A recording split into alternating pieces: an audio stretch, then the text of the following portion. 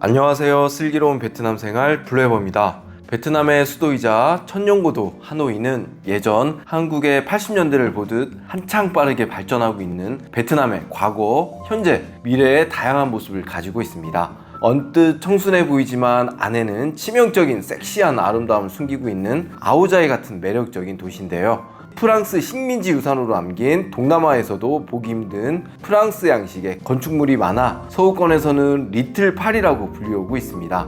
특히나 하노이는 베트남 북부 여행의 중심으로 환승역 같은 역할을 하는데요. 북부의 보물이자 세계문화유산으로 빛나는 하롱베이, 고산절경의 시원한 트레킹을 만끽할 수 있는 사파, 자연이 빚어낸 절경의 절벽과 동굴이 있는 육지의 하롱베이라고 불리는 님빈 등의 여행지가 전부 하노이로부터 시작됩니다. 아무리 귀찮아도 출발 전 이것만 보면 감을 잡을 수 있도록 블로에버가 알기 쉽게 정리해드립니다. 자, 그럼 믿고 따라오시죠. 출발합니다. 비행시간은 인천공항에서 비행기가 뜨자마자 기내식 먹고 한숨 푹 자면 도착하는 4시간 30분 정도인데요. 2010년 처음 베트남 수도로 지정된 이후 천년 축하 행사를 2010년에 하였고, 베트남에서 하노이를 빼면 설명이 안 될 정도로 하노이는 베트남 바로 그 자체이기도 합니다. 역사적인 관광지와 랜드마크가 중심 지역에 몰려 있어 관광지별 이동 동선이 짧아 특히 관광 시간이 귀한 한국 관광객의 딱이라 베트남 왔다 하면 하노이는 필수입니다. 사계절이 있는 우리나라와 달리 동남아 대부분이 그러하듯 베트남 날씨 역시 크게 우기와 건기로 나눌 수 있습니다. 우기는 5월에서 10월까지인데요. 그 기간에는 말 그대로 비가 하늘에서 퍼붓는다고 보면 되겠습니다. 비가 오는 날은 말할 것도 없고 하노이는 도시 곳곳에 호수가 많아 습도 90% 이상은 기본인데요. 비가 안 온다고 하더라도 흡사, 비를 맞고 있는 것처럼 느껴질 정도로 습하기 때문에 우기에는 이에 어느 정도 마음의 준비를 하고 오시길 바랍니다. 여행하기 좋은 건기는 11월에서 다음해 4월까지 이어지는데요. 대체로 기온과 습도가 낮아 하노이 여행 최적의 시기라고 하겠습니다. 건기 중에서도 12월에서부터 다음해 2월까지는 베트남에서도 겨울에 해당되는데요. 겨울이라고 해도 기온은 14도에서 20도 정도라 낮에는 얇은 긴팔 정도로도 야외 활동이 충분히 가능하지만, 특히 아침 저녁에 한기를 느껴 여행하느라 피곤한 상태에 자칫 감기라도 걸리기 쉽기 때문에 가볍게 걸칠 수 있는 얇은 패딩 정도 준비하시면 100점입니다.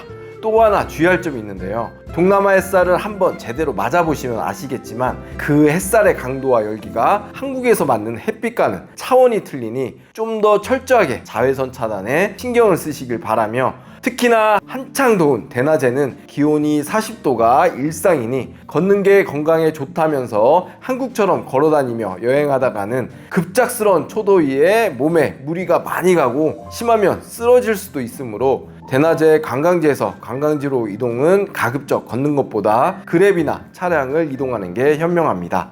화폐로는 한국은 원, 베트남은 동인데요.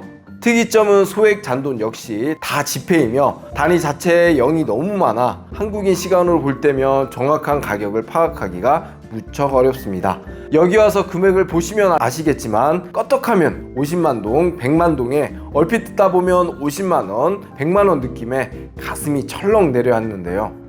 이에 익숙하지 않으면 베트남 동은 한국보다 기본적으로 단위에 0이 하나 더 붙어 실제 가치보다 훨씬 비싸게 느껴집니다. 볼 때마다 스마트폰으로 계산하려니 생각만 해도 깝깝한데요. 그럴 땐 이것만 기억하시면 됩니다. 지금 보고 있는 베트남 동 금액에 0을 하나 빼고 나누기 2를 하면 되는데요. 예를 들어 10만 동이다 하면 그럼 0을 하나 빼면 만이 되고 거기서 2로 나누면 한국 돈 5,000원이 됩니다. 참 쉽죠? 금액이 크고 좀 더 정확하게 알고 싶다 하시면 환율 전환 어플을 다운받아 이용하시면 됩니다. 베트남은 한국과 달리 아직 결제가 카드로 안 되는 곳이 많이 있기 때문에 대형 쇼핑몰이 아닌 로컬 식당이나 거리 상점은 현금 결제를 마음의 준비를 해야 하며, 특히나 유명 관광지에는 가끔 소매치기를 만날 수 있어 불룩한 지갑은 표적이 되기 쉬우니 그날 쓸 돈만 고액건에서부터 소액건까지 골고루 가지고 현찰로 결제하는 것이 여러모로 편리합니다.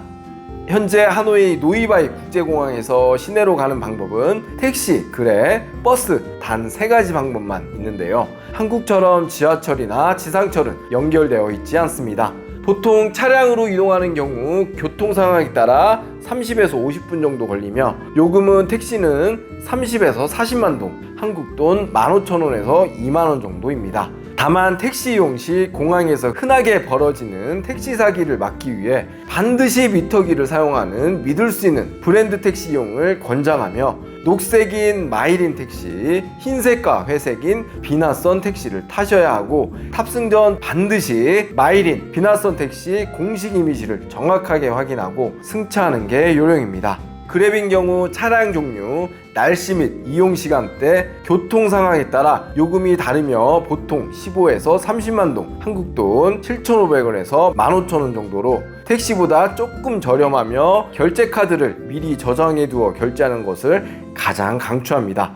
공항 와이파이 접속이 원활하지 않아 데이터 로밍이나 현지 심카드를 구매하고 인터넷에 원활히 접속한 후 사용하시길 바랍니다. 버스는 오전 5시부터 저녁 10시까지로 공항에서 시내 주요 관광 명소와 호텔이 밀집한 호암게임까지 이동합니다. 보통 86번 버스가 가장 유명한데요. 1시간 반 정도 소요되며 요금은 35,000동, 한국 돈 1,750원 정도로 구글맵을 켜고 살피면서 내리는 타이밍을 잘 잡으셔야 합니다. 그러나 낯선 공항에 도착하자마자 정신도 하나도 없고 심신이 피곤한 상태에 홀몸도 아니고 덩치 큰 캐리어를 한두 개 끌고 버스를 타는 것이 쉬운 일이 아니므로 도착할 때만큼은 미리 예약한 차량이나 그랩으로 다음날 본격적인 여행을 위해 예약한 호텔까지 편안하게 이동하시길 추천드립니다.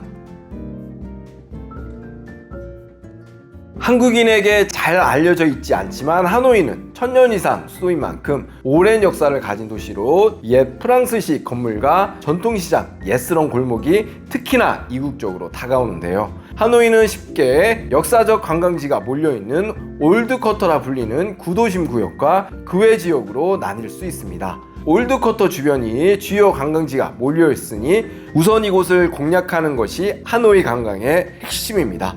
호암게임 호수는 하노이의 얼굴이자 가장 유명한 랜드마크로 구도심 중심에 위치한 아름다운 호수입니다. 호수를 따라 고즈넉한 산책길은 말할 것도 없고 호수 중앙섬에 예쁜 다리로 걸어 들어가면 조그만 사당이 있는데요.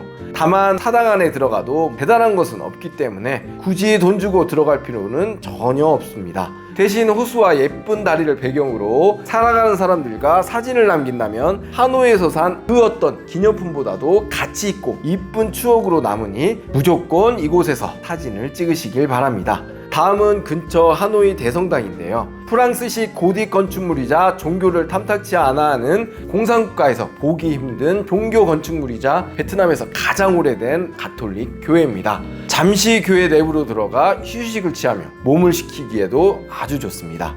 현대 베트남 건국의 아버지 호치민 묘인데요. 베트남 독립의 아버지인 호치민이 잠들어 있는 장소로 그 압도적인 크기에 베트남인들이 얼마나 그를 신성시하고 중요하게 생각하는지 알 수 있습니다. 다만 주의해야 할 점은 옷차림이 반바지와 샌들, 쪼리 등 노출이 심한 경우 입장이 제한될 수 있으니 방문 계획이 있다면 당일 옷차림을 염두에 두시길 바랍니다. 다음은 베트남 전쟁이나 평소 밀리터리에 관심이 있다면 둘러볼 만한 군사 역사 박물관인데요. 베트남 전쟁 시 실제 쓰였던 무기와 각종 탱크, 전투기는 물론이고 전쟁 잔해 등을 공산 승전국 시선으로 둘러볼 수 있습니다. 마지막으로 로컬 거리를 대표하는 동수항 시장을 둘러보시면 되는데요. 올드쿼터에 위치해 있는 역사와 전통이 있는 가장 큰 시장입니다. 간만에 왁자지껄한 현지 시장 분위기를 제대로 느낄 수 있고 시장에서 간단하고 비싸지 않은 베트남 여행 기념품을 사기에도 아주 좋습니다. 여기저기 다닌다고 배가 많이 출출하실 텐데요. 시장에는 다양한 길거리 음식도 많이 있기 때문에 한번 도전해보는 것도 큰 즐거움을 줍니다. 오랜 현지식으로 심신이 지쳐 오리지널 한국 요리가 땡긴다면 하노이 한인타운 미딩으로 가서 평소 즐겨 먹는 음식을 먹을 수도 있고 유흥을 즐기기에도 아주 좋습니다. 다음은 웨스트레이크 서쪽 호수 소호라고 불리는 곳인데요. 하노이에서 가장 큰 호수로 호수를 중심으로 빙 둘러 아름다운 도로는 물론 길을 따라 카페와 펍 등이 늘어져 있습니다. 오토바이로 뒷자리에 연인을 태우고 시원한 호수바람을 맞으며 호수 주변 도로를 한 바퀴 돌다가 해가 질 때쯤 카페에 앉아 향 좋은 커피를 같이 마시며 노을을 본다면 말이 필요 없습니다. 이게 바로 하노이 여행이죠. 무조건 강추입니다.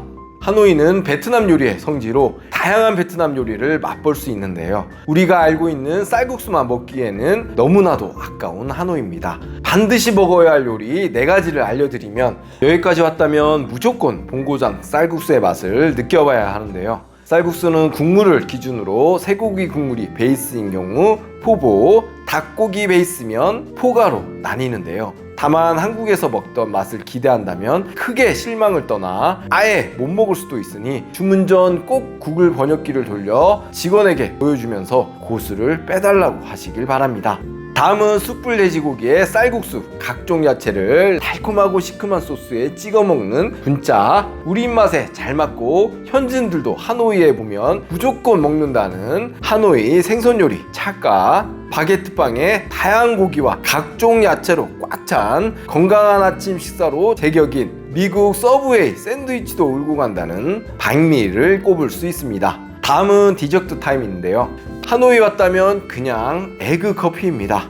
커피에 달걀 노른자, 설탕, 연유로 만든 크림을 쫙 뿌려 마시는데요. 부드럽고 달콤한 맛에 평소 커피에서 느끼기 어려운 고소한 맛이 함께 입안에 퍼지는 향연이 일품입니다. 다음은 베트남 푸딩 체인데요. 과일, 파티오카 뿐만이 아니라 다양한 재료로 만들어 먹습니다. 다만 워낙 재료별 조합이 다양하고 살짝 맛에 리스크가 있을 수 있으니 아는 맛을 원한다면 안전한 망고 조합을 추천드립니다. 동남아에 여행 왔다면 여행 피로를 푸는데 마사지만한 게 없는데요. 90분 팁 포함 한국 돈 2만원에서 3만원 정도 하는 저렴한 로컬 마사지부터 고급 스파 브랜드까지 그 종류도 무척 다양합니다. 덥고 습한 데다 교통체증까지 무릅쓰고 긴 시간을 투자해 인터넷을 찾아보고 멀리 가는 것보단 호텔 근처나 여행 중 눈에 띄는 적당한 마사지샵에 들어가 받는 것을 추천드립니다.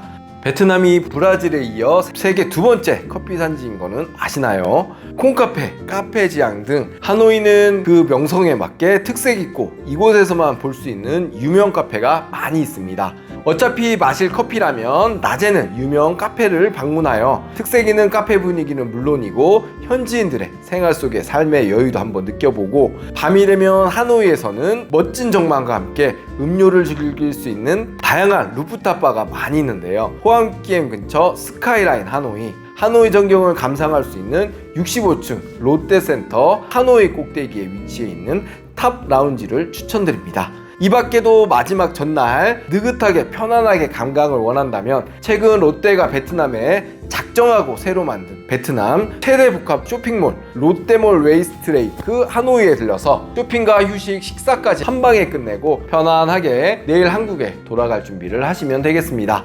여기까지 하노이 여행을 위한 기본적인 내용들을 빠르게 정리해봤는데요. 하노이 여행을 본격 준비할 수 있도록 도움이 되는 컨텐츠도 곧 업로드할 예정이니까 채널 구독해두시고 조금만 기다려주시길 바랍니다. 오늘도 영상을 시청해주셔서 진심으로 감사드립니다.